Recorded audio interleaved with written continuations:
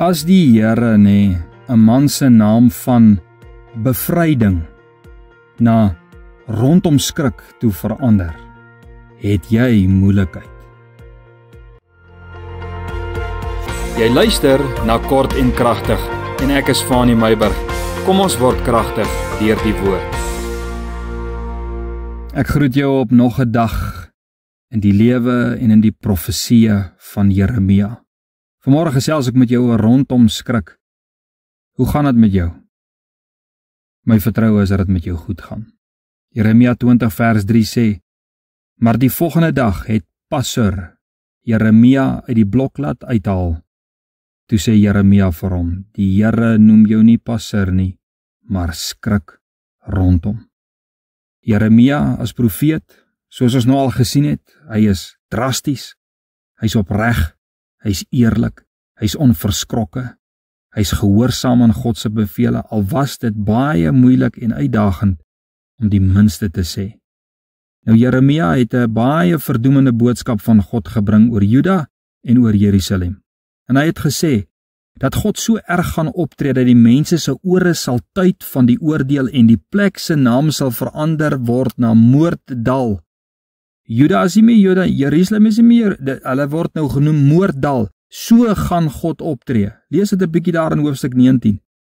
Nadat Jeremia die boodskap gebring het, het die hoofopsigter, Passur, hom so vererg vir die verdoemende boodskap dat hy Jeremia geslaan en hom in die tronk gegooi het waar hy aan sy voete en hande vasgemaak was.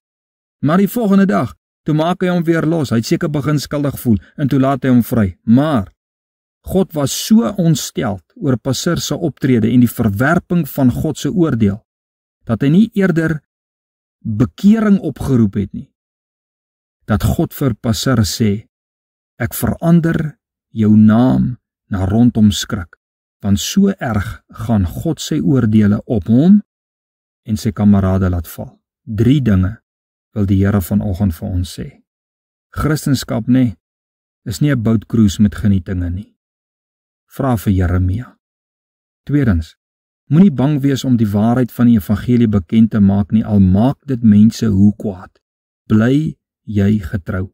Moenie people pleasers word nie. Moenie. Staan by wat reg is, al is jy ongewild. Jy staan in diens van God. Derdens, God sal elke ongehoorsame en wandaad en wangesindheid teenoor jou as God se gesand self oordeel. Jy hoef nie, al wil jy. Jy hoef nie. God sal die oordeel self vel. Nommer 4. Skep moed in die Here se vertroosting en beskerming. God sal jou nie uitlewer en alleen laat staan nie. Here, maak ons versigtiger as Passur en so toegewyd soos Jeremia. Dit is ons gebed in Jesus naam. Amen.